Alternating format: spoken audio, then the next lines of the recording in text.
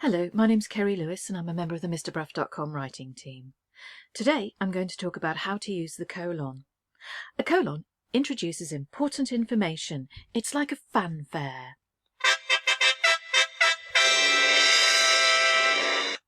Use a colon to introduce a list of bullet points or numbers. For example, this beautiful image suggests a range of feelings. Calmness, hope, harmony. Put the colon where you would normally put a full stop at the end of a sentence. When you write a sentence, you can also use a colon to introduce a list. I like 3 sports: football, golf and tennis. I like 3 sports is a complete sentence because it makes sense by itself, so we put the colon here where we would normally have a full stop. Let's read the second sentence. I like football, golf and tennis. Some people, knowing that the colon introduces a list, put the colon here, but that's wrong because I like doesn't make sense by itself. The next use of the colon is to emphasize and give more information about something. The woman had a surprise. She gave birth to twins. If we imagine a full stop where the colon is, this time we have 2 sentences that make sense by themselves. The woman had a surprise and she gave birth to twins. She gave birth to twins is more important than the first part of the sentence, and that's why we have the colon here. Another use of the colon is to emphasize a word or a phrase at the end of a sentence. It's instinctive to protect your young.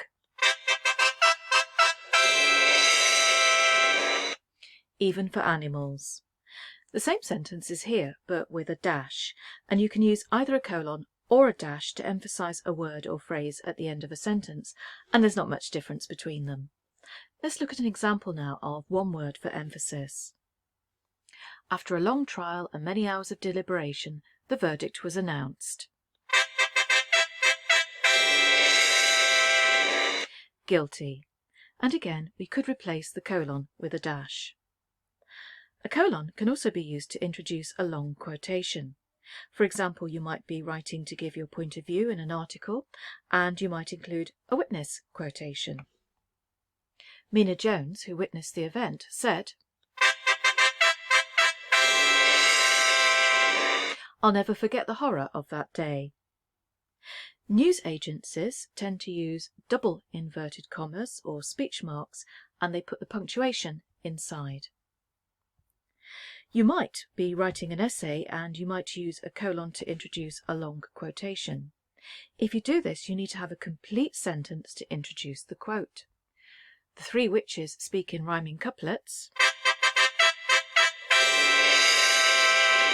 Double, double, toil and trouble, fire, burn and cauldron bubble. The / shows that in the play the word fire begins on a new line. This time we have single inverted commas or quotation marks, unless you're American, in which case you'd have double.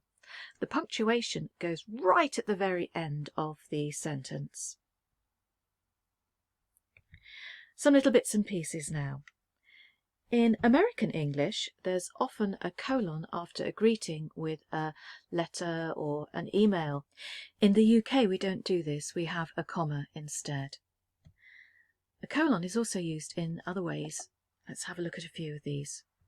First of all, it can be used to introduce a subtitle of a book. For example, The Lord of the Rings is the title and a subtitle is The Fellowship of the Ring. We can use a colon in maths with ratios, when we're writing down the time, and to separate chapters and verses when quoting from the Bible. Finally, we can use the colon with references and footnotes. This is an A-level and university skill which is explained in Mr. Bruff's Guide to A-level English Literature, and I've put a link in the description below. I hope that you've enjoyed this video. If you'd like to buy a copy of Mr. Bruff's Guide to Grammar, there's a link below, and in the meantime please like, subscribe and share, and I'll see you in the next video.